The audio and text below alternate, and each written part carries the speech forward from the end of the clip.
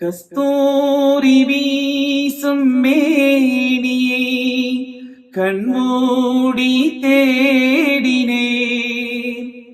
மதினானும் உங்கள் பூமுகம் காணாமல் வாடினேன்.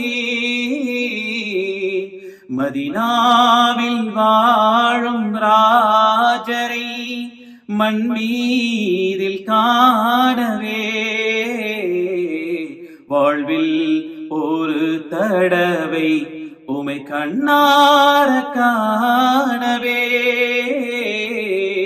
விழிமூடினேன் நான் மீண்டும் எழில்வேந்தரை காணவே